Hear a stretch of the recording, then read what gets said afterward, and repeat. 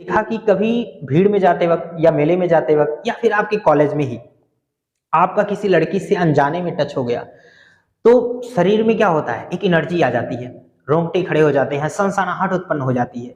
मतलब हमारे अंदर एक अजीब सी एनर्जी आ जाती है। सारा किया होगा, है ना, बिना टच किए दूर से ही देखकर चार्ज हो जाना। वो आपकी जब कभी दिखती होगी तो आप क्या करते होंगे? आप ऐसे मुलझुलाए से बैठे हुए हैं, होता क्या है, बड़े इंतजार में है, वो आज आई नहीं है। लेकिन जैसे ही उसकी नजर आपकी नजर उस पर पड़ती है, तुरंत ही क्या होता है, आपके चेहरे पर एक अजब सी मुस्कुराहट आ जाती है, आपका चेहरा चमक उठता है। तो ऐसे में क्या होता है, इसको कहते हैं चार्जिंग बाय इंडक्शन।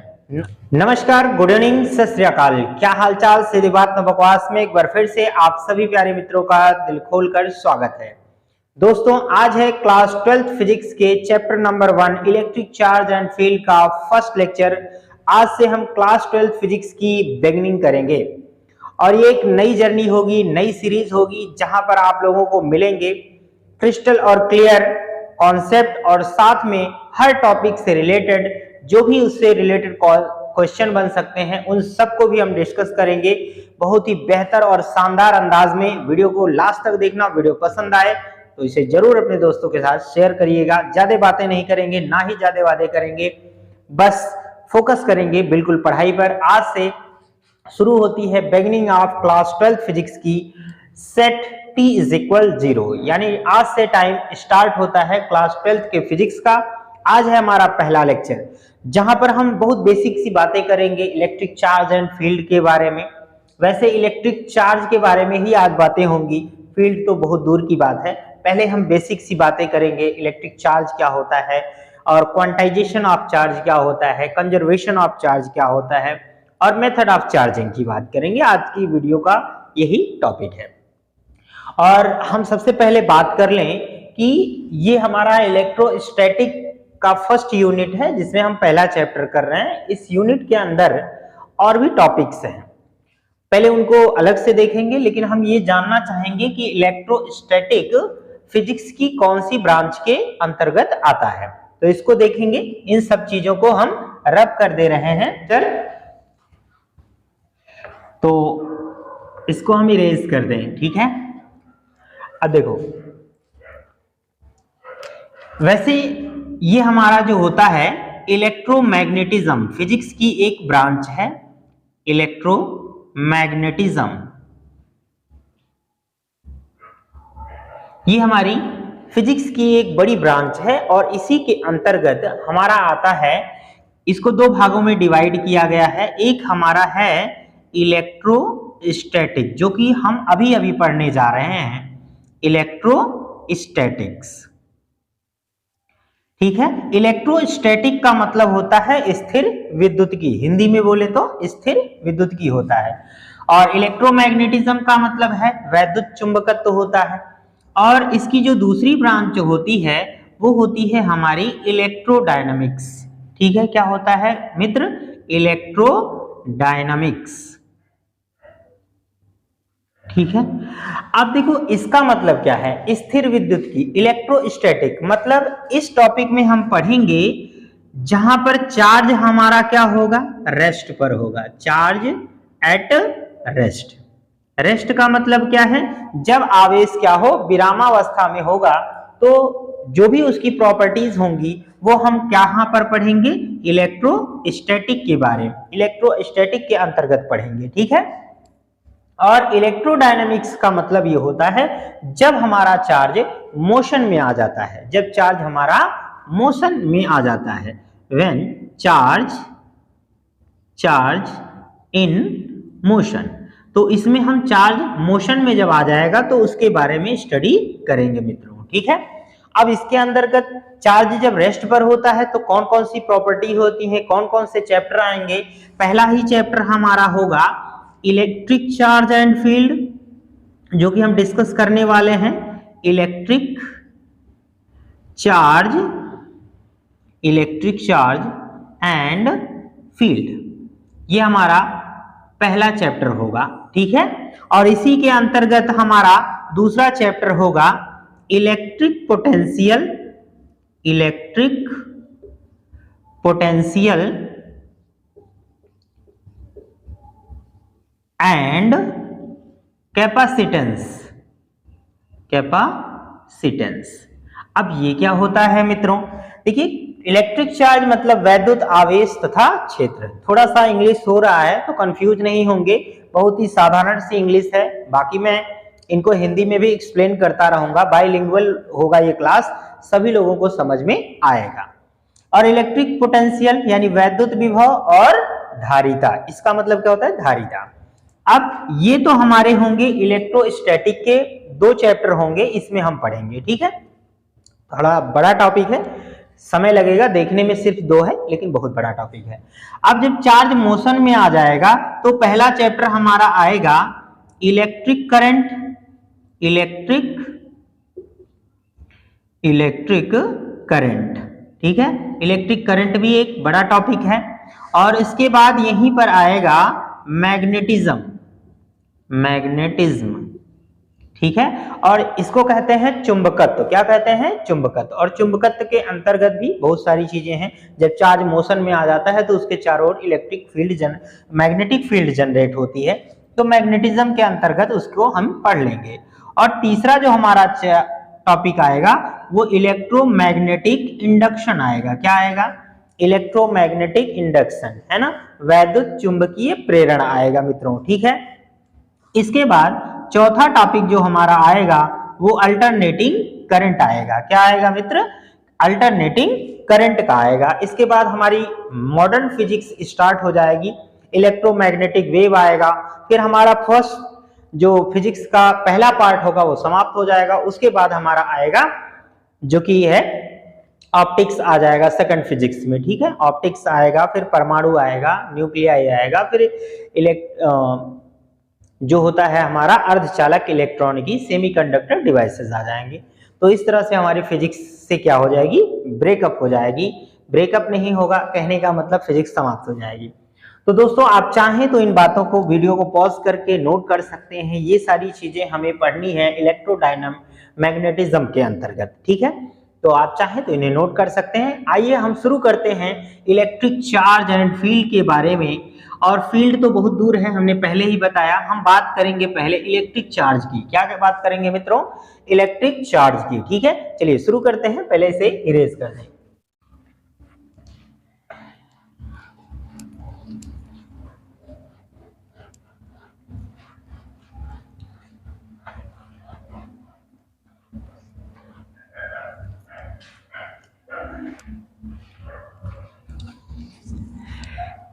तो दोस्तों, अब हम बात करेंगे चार्ज के बारे में। किसकी बात करेंगे दोस्तों? चार्ज के बारे में। What is charge? ठीक है। चार्ज क्या होता है? आवेश, जिसको हम वैद्युत आवेश कहते हैं। वैद्युत आवेश किसी भी पदार्थ का वह भौतिक गुण है जिससे वह वैद्युत तथा चुंबकीय प्रभाव को उत्पन्न करता है, ठीक है। और इसको हम Q से रिप्रेजेंट करते हैं। जो चार्ज है वो किसी भी वस्तु का एक मूलभूत गुण होता है, इसे प्रूफ नहीं किया जा सकता है, ठीक है। यह उसका फंडामेंटल प्रॉपर्टी यानी मूलभूत गुण होता है। तो हम कह सकते हैं चार्ज इज इंट्रिंसिक प्रॉपर्टी, ठीक है। Intrinsic property of a matter like mass, ठीक है। मतलब जिस प्रकार से मास यानी द्रव्यमान किसी भी वस्तु का एक मूलभूत गुण होता है, यानी उसके अंदर वो गुण स्थित होता है कि उसके अंतर्गत मास है, द्रव्यमान है, ठीक ऐसे ही किसी भी बॉडी के अंदर जो चार्ज होता है वह भी क्या होता है? एक मूलभूत गुण होता है। इसको कहीं से प्रूफ नहीं करने की जरूरत है। तो आप चार्ज समझ जाएंगे, ठीक है। अब चार्ज का सिंबल क्या होता है पहले ये जान लीजिए। चार्ज का सिंबल क्या है, ठीक है, ये सिंबल लिख लें। चार्ज का जो सिंबल होता है वो कैपिटल Q होता है, या कहीं कहीं पर आपको स्मॉल q भी देखने को मिलेगा मित्रों, ठीक है, ये है। और इसका जो यूनिट होता है SI यूनिट, क्या होता है? SI यूनिट, यहां पर मैं लिख दूं SI यूनिट जो होता है वो हमारा होता है कूलाम होता है मित्रों, ठीक है, क्या होता है, कूलॉम्ब होता है। इसको हम क्या करते हैं, सी से रिप्रेजेंट करते हैं, नॉर्मली क्या करते हैं, सी से रिप्रेजेंट करते हैं। और ये जो हमारी क्वांटिटी किस तरह की है इसको भी जान लेते हैं। ये हमारी जो क्वांटिटी होती है ये हमारी एक स्केलर क्वांटिटी होती है। कैसी क्वांटिटी होती है मित्रों, स्केलर क्वांटिटी होती है, ठीक है। स्केलर का मतलब क्या होता है, अदिश, क्या होता है, अदिश राशि होती है। तो इतनी जनरल सी बातें हम समझ लेंगे, डेफिनेशन आप इसको लिख सकते हैं, ठीक है। चार्ज क्या होता है, किसी वस्तु का वह भौतिक गुण जिससे वह वैद्युत तथा चुंबकीय प्रभाव उत्पन्न करता है उसे हम क्या कहते हैं, वैद्युत आवेश कहते हैं। इसे Q से रिप्रेजेंट करते हैं, यह एक अदिश राशि है। डेफिनेशन बड़ा आसान है, कर सकते हैं। There is 2 types of charges, ठीक है। चार्ज क्या होते हैं, 2 टाइप्स के होते हैं, यहां पर लिख देता हूं, 2 टाइप्स ऑफ चार्ज, ठीक है। 2 टाइप्स ऑफ चार्ज। एक क्या होता है हमारा, पॉजिटिव होता है मित्रों, क्या होता है, पॉजिटिव होता है। और दूसरा हमारा क्या होता है, निगेटिव होता है। बहुत जनरल सी बात है। देखो, जब किसी भी वस्तु में, इसकी डेफिनेशन आप लिख सकते हैं, जब किसी भी वस्तु में इलेक्ट्रॉनों की कमी हो जाती है तो उसे धनावेश कहते हैं, और जब किसी वस्तु में इलेक्ट्रॉनों की अधिकता हो जाती है तो उसे हम ऋणावेश कहते हैं। तो ये 2 प्रकार के चार्जेस होते हैं। और एक बहुत खास बात आप लोगों को जाननी है कि लाइक चार्ज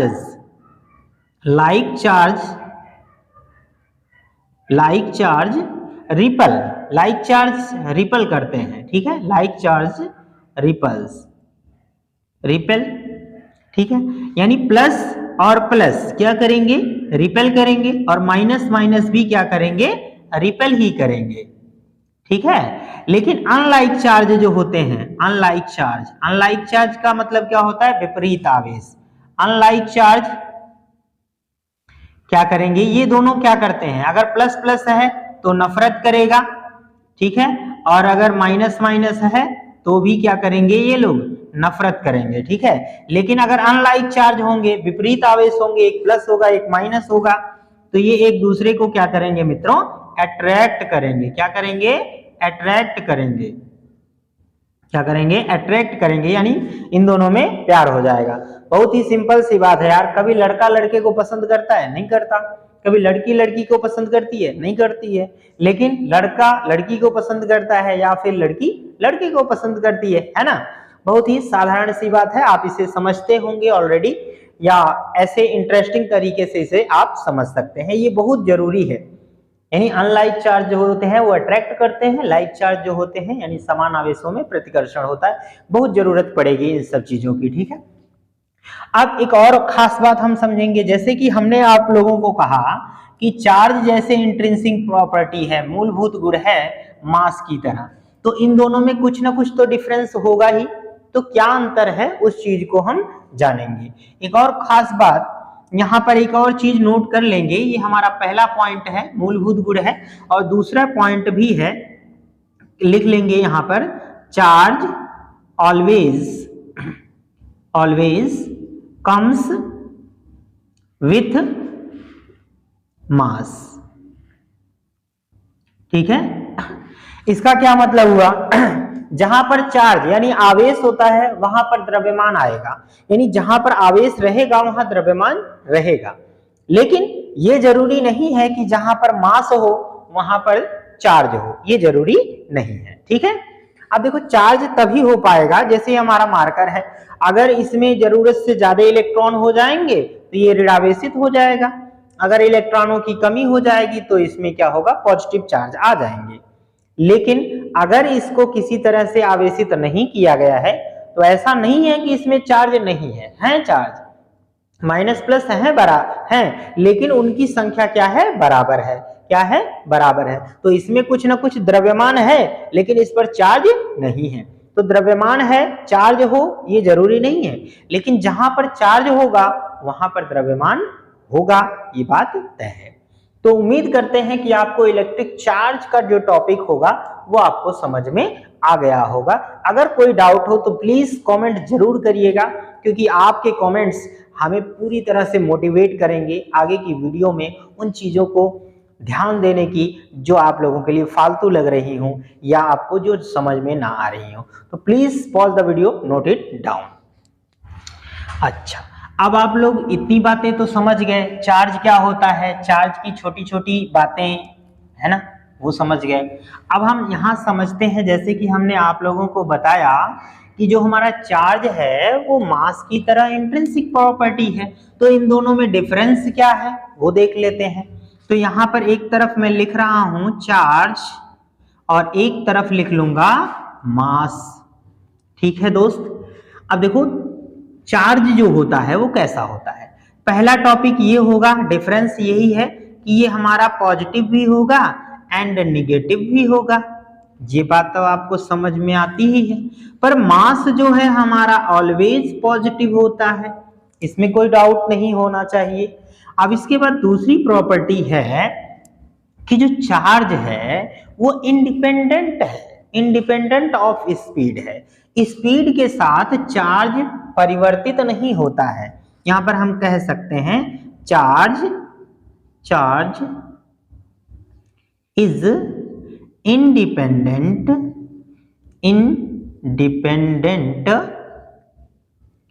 ऑफ स्पीड। मतलब स्पीड के साथ जो होता है वो चार्ज क्या होता है, इंडिपेंडेंट होता है। क्या होता है, इंडिपेंडेंट होता है, मतलब ये स्वतंत्र होता है, इस पर स्पीड का कोई प्रभाव नहीं होता है। अब देखो ये भी हमारा पहला था। अब दूसरा जो है मास के साथ क्या ऐसा होता है, मास का जो वैल्यू है वो स्पीड के साथ चेंज हो जाता है। स्पीड के साथ क्या होता है, चेंज हो जाता है। मेरे कहने का मतलब है कि अगर कोई बॉडी रेस्ट पर है, जैसे कि मैं मान लो ऐसे रुका हुआ हूं, ठीक है, तो मेरा जो मास होगा वो रेस्ट मास कहलाएगा क्योंकि मैं स्थिर हूं। अब अगर मैं ऐसे जुम जुम करके दौड़ने लगूं तो मेरा जो मास है वो चेंज हो जाएगा। अब आप सोच रहे होंगे कि सर अगर मास चेंज हो रहा है तो घटेगा कि बढ़ेगा, तो इसके लिए एक फॉर्मूला है, उसको हम देखते हैं। वैसे मैं आपको पहले ही बता दूं कि स्पीड के साथ मास इंक्रीज होता है। क्या होता है, इंक्रीज होता है। कैसे इंक्रीज होता है, इस फॉर्मूले की मदद से समझेंगे। ये m जो है स्पीड ऑफ मास है इज इक्वल टू m0 का मतलब क्या है, रेस्ट मास है। अंडर ब्रैकेट ये फॉर्मूला आप लोगों ने पढ़ा होगा, v स्क्वायर अपॉन क्या होता है, c स्क्वायर। ये हमारा क्या है, रेस्ट मास ऑफ बॉडी है, रेस्ट मास ऑफ बॉडी। ठीक है, ये किसी बॉडी का क्या है, रेस्ट मास है। अब रेस्ट मास जितना होगा उसमें हम इसका क्या कर रहे हैं, भाग दे रहे हैं, तो वही हमारा क्या होगा, ये स्पीड का मास है, इसको हम समझेंगे। ठीक है, ये स्पीड का है, ये रेस्ट मास है।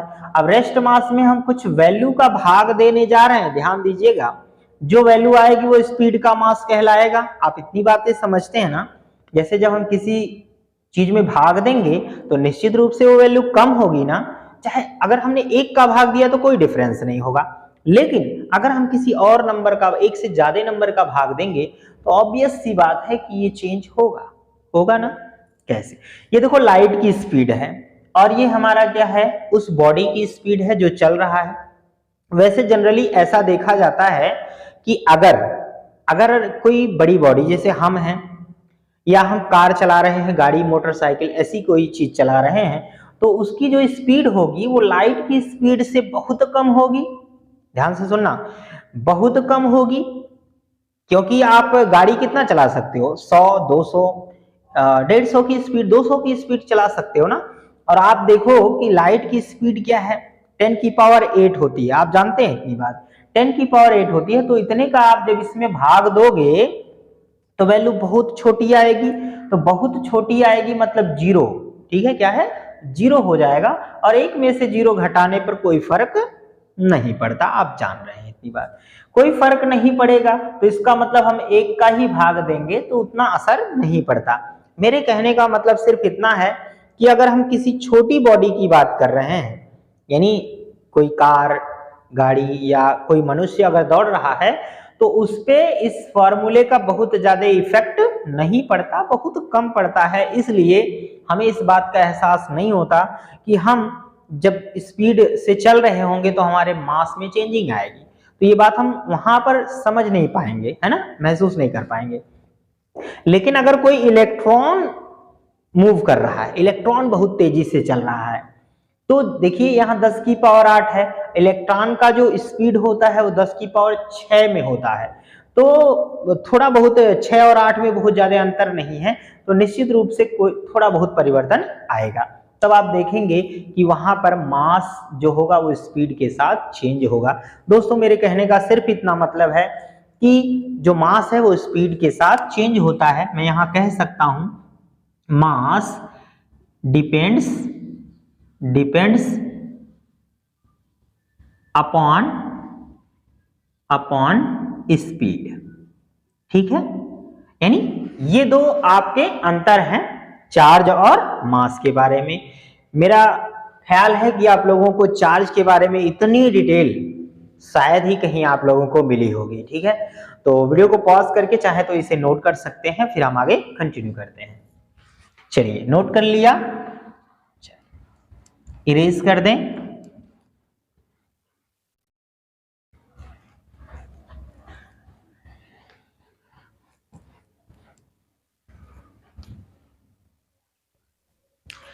अब हमारा नेक्स्ट टॉपिक आएगा दोस्तों, सेकेंड टॉपिक। चार्ज के बाद सेकेंड टॉपिक आता है हमारा conservation of charge. Conservation of charge, conservation of charge, इसका मतलब क्या है?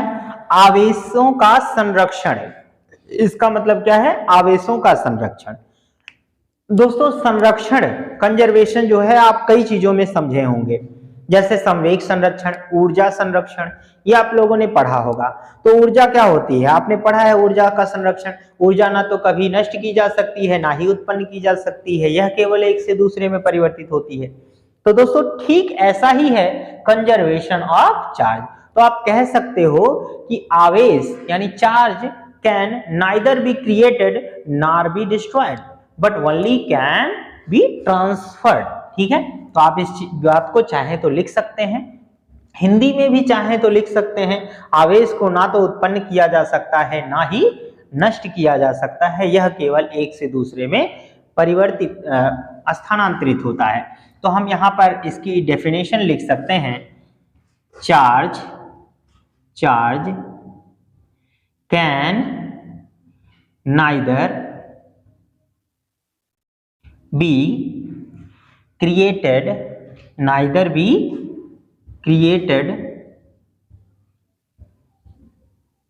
nor be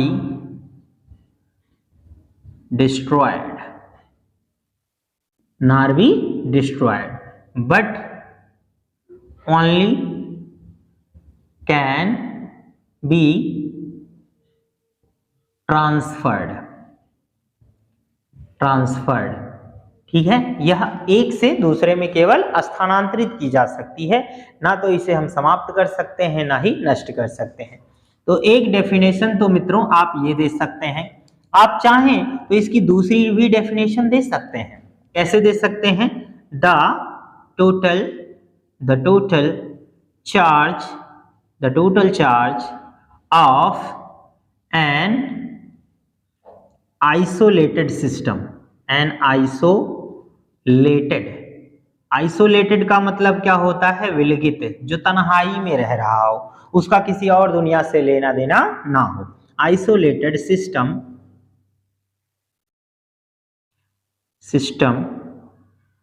इज कांस्टेंट, ठीक है। मतलब किसी भी विलगित निकाय का जो कुल आवेश होता है वो क्या होता है? नियत होता है, निश्चित होता है। आइए इस पर एक सवाल करके भी देख लेते हैं। कैसे करेंगे? क्वेश्चन कह रहा है, सपोज मान लो कि ये क्वेश्चन है कि कोई एक आइसोलेटेड सिस्टम है, जैसे ये हमारा एक बक्सा है, इसमें हमने क्या किया, यहाँ पर कुछ चार्ज रख दिए, ठीक है। अगर यहाँ पर +3 कूलाम का है, यहाँ पर +1 कूलाम का चार्ज है और यहाँ पर -2 कूलाम का चार्ज है, ठीक है। ये हमारा एक बक्सा है जो आइसोलेटेड है, और बाहर से कंडक्टर नहीं है, ना तो बाहर से चार्ज ले रहा है ना ही अंदर का चार्ज बाहर जा रहा है। अब हमने क्या किया, इस बक्से को, डब्बे को पकड़ के ऐसे जुम जुम जुम जुम करके हिला दिया। अब क्या होगा, ये चार्ज क्या हो जाएंगे, आपस में टकरा जाएंगे। टकराने के बाद एक चार्ज दूसरे में ट्रांसफर हो जाएंगे, हो सकता है इसमें से उसमें, इसमें से उसमें, ऐसा हो सकता है। चार्ज ट्रांसफर हो जाएंगे। अब मान लीजिए कि ये हमारा क्या है, चार्ज इस तरह से ये डब्बा हो गया, ठीक है। अब मान लो कि यहाँ पर ये बॉडी है। अब इस बॉडी पर हम मान लेते हैं कि यहाँ पर 2 कूलाम का चार्ज आ जाएगा, प्लस 2 कूलाम का, और यहाँ पर हम मान लेते हैं कि प्लस 3 कूलाम का चार्ज आ जाएगा। तो आप बताइए कि इस पर कितने कूलाम का चार्ज आएगा। तो देखो आइसोलेटेड सिस्टम है, कांस्टेंट है, तो जितने चार्ज इसमें है उतने ही चार्ज इसमें होंगे। तो कैसे करेंगे, आइए देखते हैं।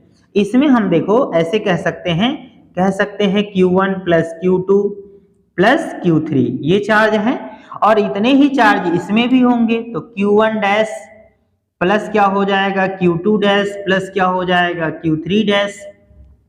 वैल्यू पुट कर देते हैं, यहाँ पे है 3 प्लस 1 और माइनस 2 बराबर, यहाँ पर Q डैश, यहाँ पर हो जाएगा 3 प्लस 2 और प्लस Q3 डैश, है ना। 3 से 3 देखो बेटा कट जाएगा। अब यहाँ पर देखो इसमें से घटाओगे तो -1 आ जाएगा, ये 2 इधर आएगा तो -2 हो जाएगा, ठीक है। और ये बराबर हो जाएगा Q3 डैश, तो यहाँ जोड़ देंगे तो ये हमारा हो जाएगा Q3 डैश बराबर -3 कूलाम। यानी इस बॉडी पर कितने कूलाम का चार्ज रहेगा, -3 कूलाम का चार्ज आ जाएगा।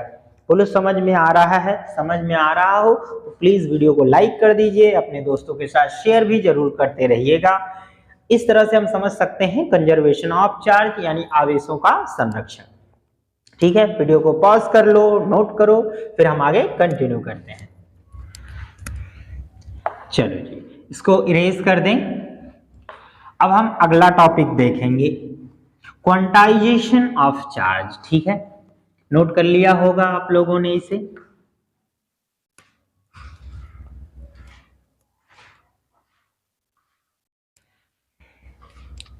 अब हमारा आज का जो तीसरा टॉपिक है उसको समझते हैं। इसका मतलब है क्वांटाइजेशन ऑफ चार्ज। क्वांटाइजेशन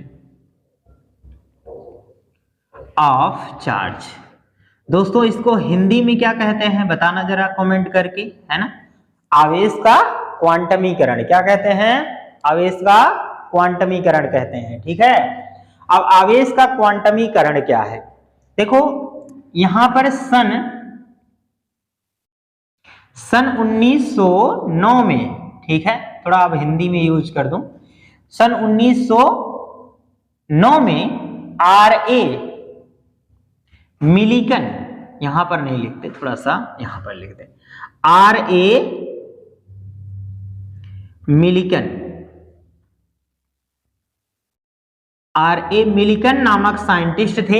इन्होंने अपने प्रयोगों द्वारा सिद्ध किया, देखा कि किसी भी आवेश का जो मूलभूत कण है वह इलेक्ट्रॉन ही है जो कि स्वतंत्र रह सकता है।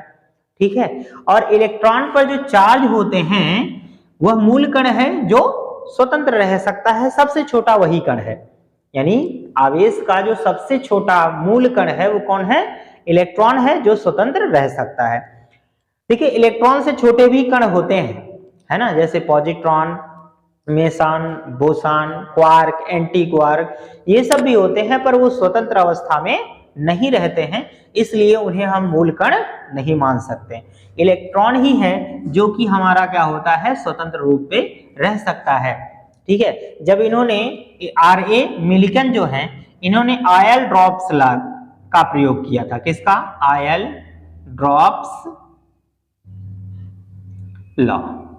ठीक है, आयल ड्रॉप्स लॉ का इस्तेमाल किया, और उन्होंने जब तेल की कुछ बूंदों को देखा तो वहां पर उन्होंने देखा कि कई ऐसे क्वांटिटीज मिली जहां पर वह क्या थी, इलेक्ट्रॉन पर आवेश का क्या थी, पूर्ण गुणज थी। जैसे उन्होंने देखा कि कहीं कहीं पर उनको 3.2 × 10⁻⁻⁻19 कूलाम चार्ज दिखे, और कहीं कहीं पर 1.6 इंटू 10⁻⁻19 कूलाम चार्ज दिखे, और कहीं कहीं पर 8.0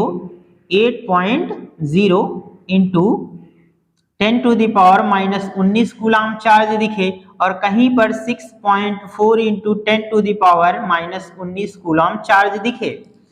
तब उन्होंने इन सब चीजों को देखा और मूल कण ढूंढने की कोशिश की। तो उन्होंने एक बात नोटिस किया कि ये जो सारे नंबर हैं वो सब क्या हैं, 1.6 के पूर्ण गुणज हैं। जैसे 16 दूना 32, 16 पाँचे 80 और 16 चौके 64, आप जानते हैं।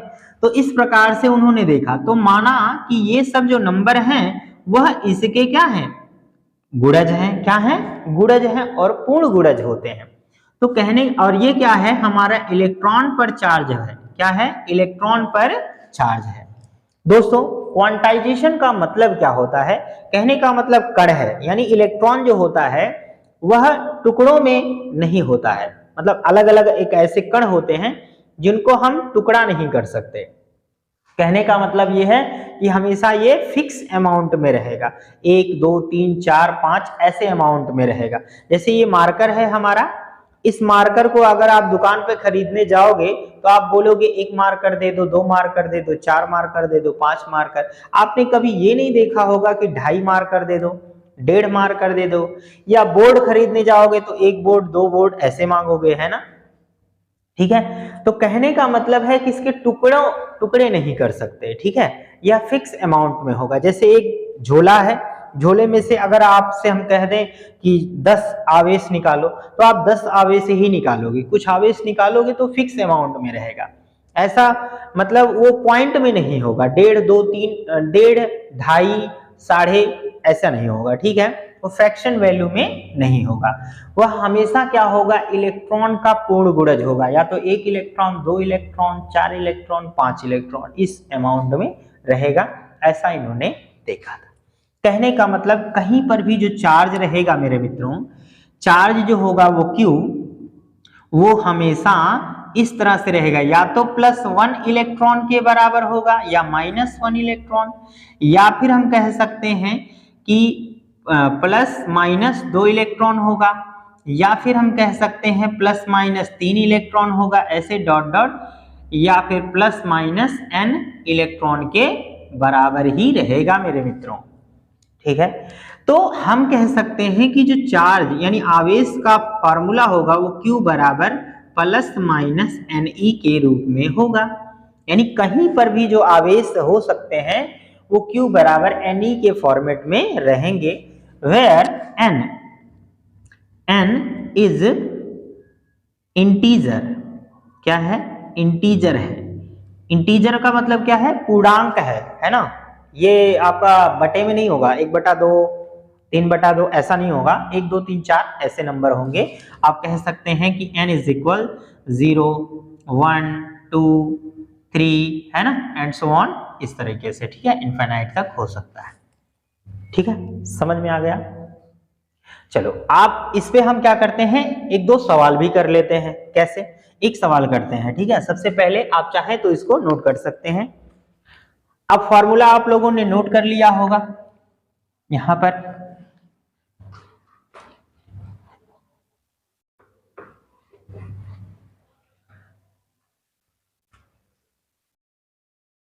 अब देखो क्वेश्चन नंबर 1 है हमारा। ठीक है, कि क्या, देखिए कहीं पर भी हम चार्ज देंगे ना, हम उसको फिक्स अमाउंट में ही दे सकते हैं या फिक्स अमाउंट में ही उसको निकाल भी सकते हैं।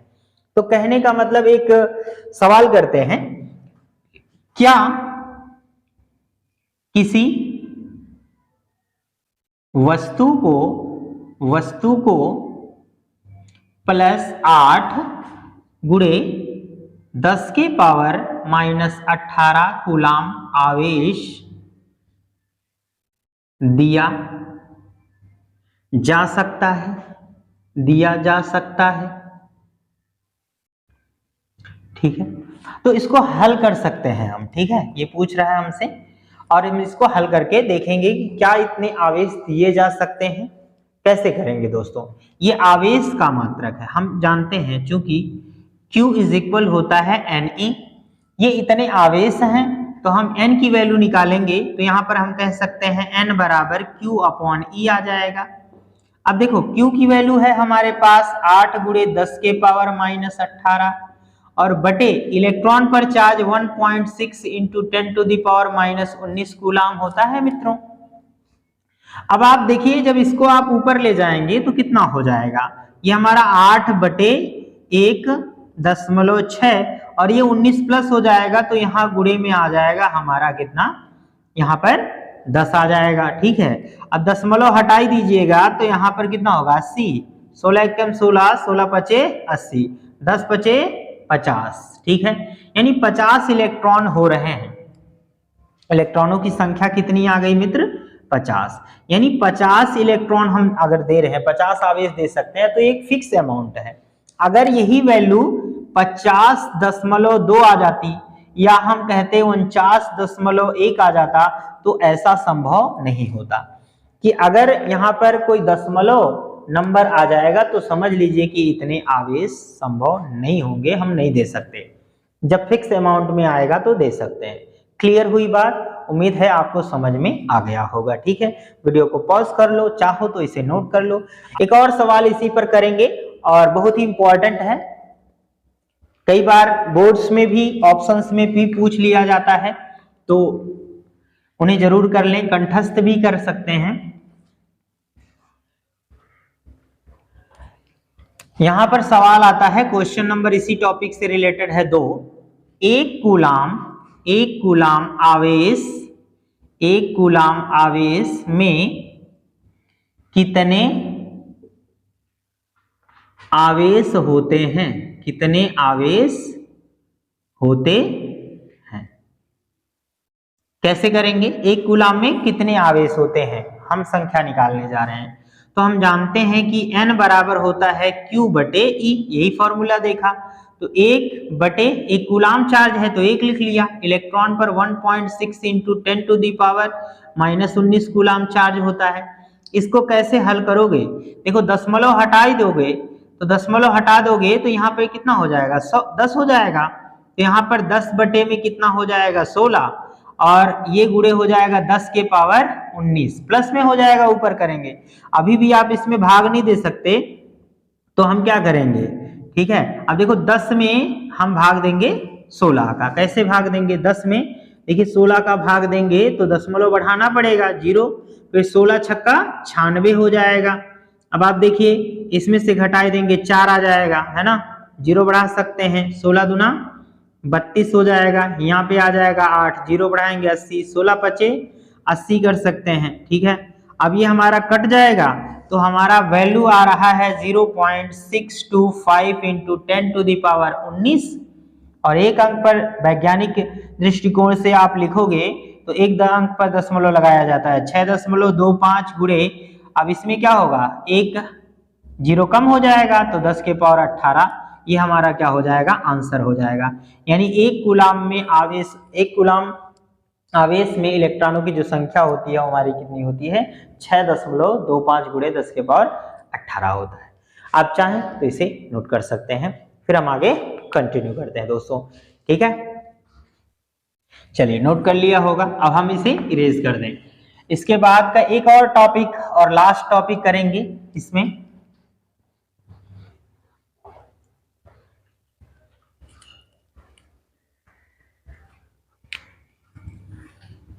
अब देखो इसमें हमारा अगला टॉपिक है मेथड ऑफ चार्जिंग, या हिंदी में कहें आवेशन की विधियां, आवेशन की विधियां। ठीक है, यानी मेथड ऑफ चार्जिंग, है ना, चार्ज यानी चार्ज करने की विधियां। देखो आवेश उत्पन्न करने की कितनी विधियां हैं, 3 विधियां हैं। ठीक है, बहुत ही इंटरेस्टिंग टॉपिक है, सबको मजा आएगा। ठीक है, पहला है हमारा charging by conduction, charging by conduction, conduction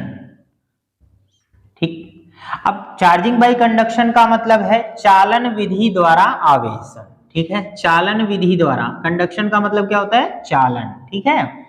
अब देखो कैसे करेंगे, इसमें क्या होता है, कंडक्शन जो मेथड होगा चालन विधि, इसको हिंदी में क्या कहते हैं? चालन, ध्यान दीजिएगा, चालन होता है। इसमें क्या होता है, क्या करेंगे? डायरेक्ट कांटेक्ट, जरा जरा टच में, ठीक है, डायरेक्ट कांटेक्ट, बिल्कुल टचिंग होना चाहिए, ठीक है, डायरेक्ट कांटेक्ट करके। देखो इसमें क्या करना है कि एक बॉडी क्या है हमारी? चार्ज है, एक बॉडी क्या है? चार्ज है, चाहे इस पर प्लस होगा या माइनस होगा। ये हमारी क्या है? चार्ज बॉडी है, ये है क्या है? Charge body. और इसके बगल में हम कोई दूसरी बॉडी ले आते हैं जो कि क्या है? न्यूट्रल है, और इससे हम क्या करेंगे? इसको टच कराएंगे। क्या करेंगे दोस्तों? टच कराएंगे। ये बॉडी हमारी क्या है? न्यूट्रल है। क्या है? न्यूट्रल है। अच्छा, आप लोगों ने देखा होगा, सोचो क्या आपने कभी ये बात फील की होगी? अगर फील भी किया होगा खुद से तो कमेंट में जरूर लिखना, अगर नहीं फील किया है तो सुना तो जरूर होगा कि कभी मेले में जा रहे हो या फिर सड़क पर जा रहे हो, या कभी आप अपने कॉलेज में ही आपके साथ ऐसी घटना हुई होगी कि लड़का वैसे भी शून्य होता है, उसके मन में हिचकोले तो लगते हैं, लेकिन वो करे भी तो क्या। कभी आपने देखा कि कभी भीड़ में जाते वक्त या मेले में जाते वक्त या फिर आपके कॉलेज में ही आपका किसी लड़की से अनजाने में टच हो गया, तो शरीर में क्या होता है? एक एनर्जी आ जाती है, रोंगटे खड़े हो जाते हैं, सनसनाहट उत्पन्न हो जाती है, मतलब हमारे अंदर एक अजीब सी एनर्जी आ जाती है, हम चार्ज हो जाते हैं। ठीक ऐसे ही जब टच होकर चार्ज हो जाएं तो समझिए चार्जिंग बाई क्या है? कंडक्शन है। अब देखो यहाँ ये चार्ज बॉडी है, ये न्यूट्रल है, इसमें कोई चार्ज नहीं है। जैसे हम जैसे लोगों में काहे चार्ज होगा? चार्जिंग किस में होती है? फीमेल में होती है। तो क्या होगा, इससे जैसे ही टच होगा तो चार्ज क्या होंगे? ट्रांसफर हो जाएंगे इसमें, ठीक है। टच करके अगर ट्रांसफर हो जाते हैं, ये भी बॉडी हमारी क्या हो जाती है? चार्ज हो जाती है। और जब हम इसको क्या करते हैं? सेपरेट कर देते हैं, तो इस पर भी क्या होते हैं? वैसे ही चार्ज आ जाते हैं, ठीक है, दोनों में चार्ज हो जाते हैं। अगर एक सवाल है कि अगर ये बॉडी, ठीक है, अगर ये दोनों ही बॉडीज सेम, इन दोनों बॉडी की शेप, साइज एंड मटेरियल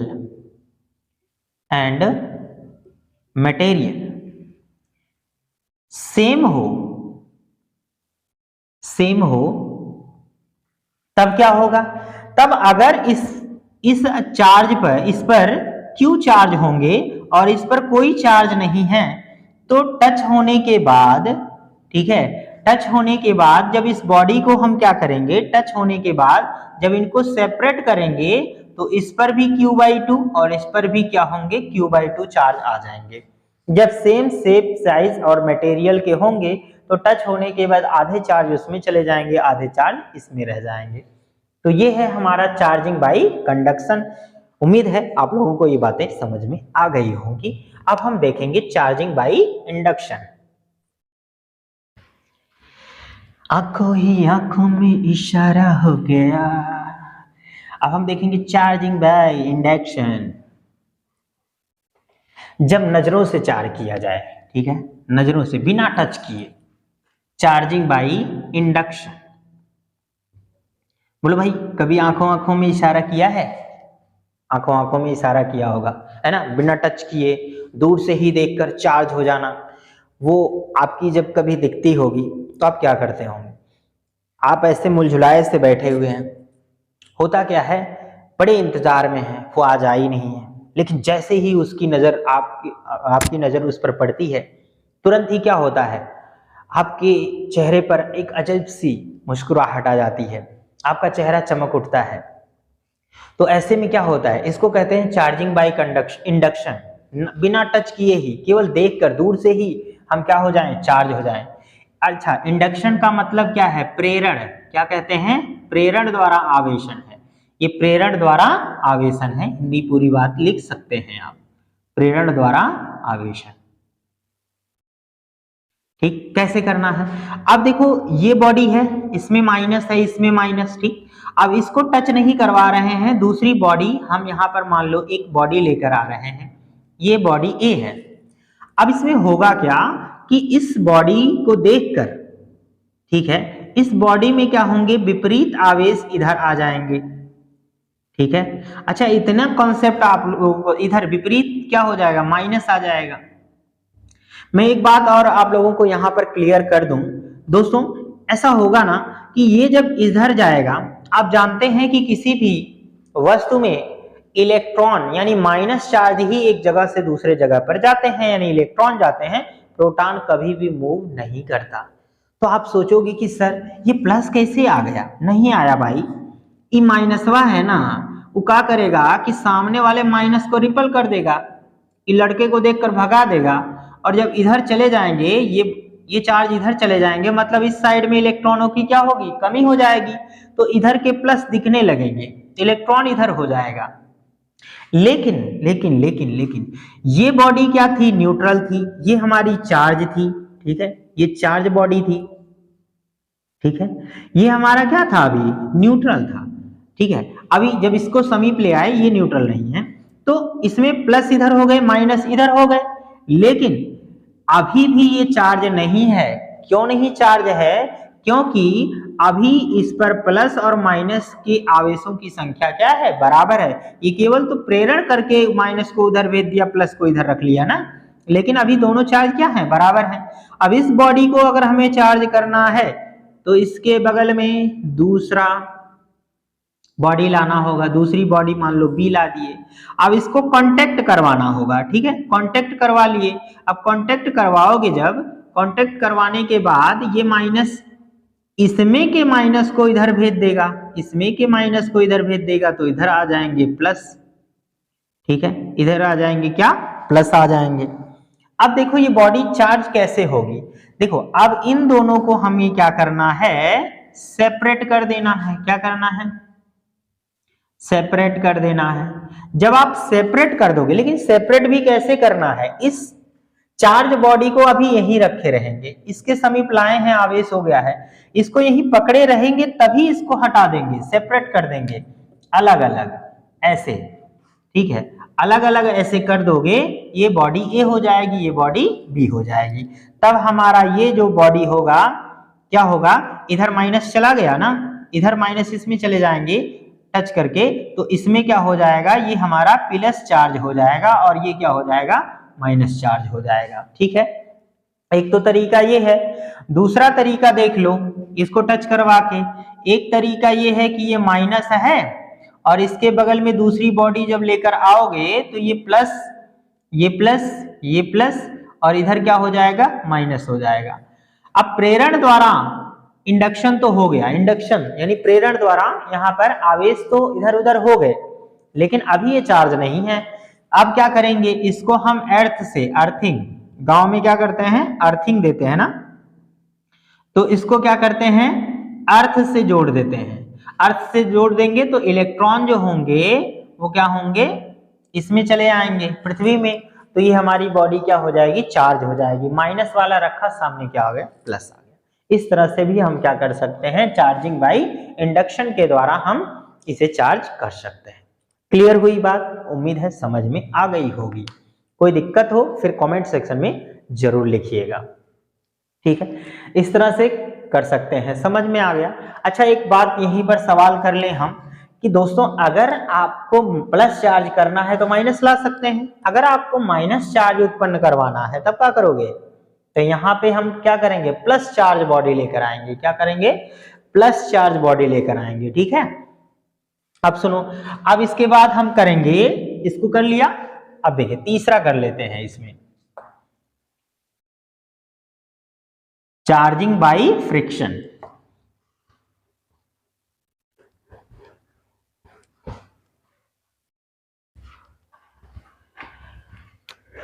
तीसरा है हमारा चार्जिंग बाई फ्रिक्शन। फ्रिक्शन का मतलब क्या होता है, घर्षण। इसका मतलब क्या होता है, घर्षण, ठीक। चार्जिंग का मतलब समझ ही रहे हो, ठीक, घर्षण। अब घर्षण द्वारा देखो, आप लोगों ने बचपन में भी ये सारे खेल खेले ही होंगे, है ना। जैसे इस चैप्टर के शुरुआत में ही कुछ बातें थी, जैसे जब आबनूस की छड़ को बिल्ली की खाल से, कांच की छड़ को रेशम से रगड़ते हैं तो उनमें हल्की वस्तुओं को आकर्षित करने का गुण आ जाता है। ऐसे ही अगर आप ये मार्कर ले लें या कंघी को सूखे बालों पर अगर आप रगड़ते हैं तो क्या होता है कि इसमें हल्की वस्तुओं जैसे कागज के टुकड़े, तिनके इत्यादि को आकर्षित करने का गुण आ जाता है। तो हम कहते हैं कि ये घर्षण द्वारा, घर्षण जब करते हैं तो इलेक्ट्रॉन क्या होते हैं, इसमें से निकल के इसमें आ जाते हैं, ठीक है, हमारे बालों में चले जाएंगे, तो इलेक्ट्रॉन की इसमें कमी हो जाएगी, ये पॉजिटिव हो जाएगा। तब जब इस दूसरे बॉडी के पास ले जाएंगे तो वहां क्या करेगा, उधर बाहर क्या होगा, इलेक्ट्रॉन होगा, तो ये प्लस क्या करेगा, चिपका लेगा। और आप ऐसा भी कर सकते हैं कि बर्थडे पार्टी में, कभी आप लोगों ने ये ट्राई किया, बर्थडे पार्टी में गुब्बारा फुलाते हैं तो उसको क्या करिए, आप सूखे बालों पर रगड़ दीजिए, ठीक है, तो आपको दीवार में उसको चिपकाने की जरूरत नहीं पड़ेगी, ठीक है। आप उसको क्या करिए, ऐसे दीवार सूखे बालों से रगड़ दीजिए, उसके बाद ऐसे ही चिपका दीजिए, देखिए आपका गुब्बारा क्या होगा, दीवार में चिपक जाएगा। लेकिन ऐसा नहीं है कि वो हमेशा के लिए चिपका रह जाएगा, लेकिन ये है कि फोर्स लगाने पर वो हट सकते हैं। तो कहने का मतलब है ये हमारा चार्जिंग बाय फ्रिक्शन। तो दोस्तों आज का ये छोटा सा लेक्चर काफी कंसेप्चुअल था, इसमें कोई बहुत ज्यादा डेरिवेशन, न्यूमेरिकल्स नहीं थे, फिर भी जहां संभव था वहां हमने क्वेश्चन को सॉल्व किया है। वीडियो पसंद आई हो तो प्लीज इसे दोस्तों के साथ जरूर शेयर करिएगा। अगर किसी भी टॉपिक में कोई भी कंफ्यूजन रह गया हो या कोई भी डाउट हो तो उसे कमेंट सेक्शन में जरूर लिखिएगा, क्योंकि आपके कमेंट्स हमें मोटिवेट करते हैं आगे की चीजों को बेहतर करने के लिए। तो प्लीज कमेंट जरूर करिएगा, जहां भी आप लोगों को डिफरेंस नजर आ रहा हो, इससे क्या होगा, हमें मोटिवेशन मिलेगा। दोस्तों मिलेंगे अगली वीडियो में एक नए कंटेंट के साथ, तब तक अपना ख्याल रखिएगा, मस्त रहिएगा। वीडियो पसंद आई हो तो प्लीज वीडियो को लाइक, शेयर और हमारे चैनल को भी सब्सक्राइब जरूर करिएगा। मिलेंगे, तब तक के लिए goodbye, thanks for watching this video, bye bye.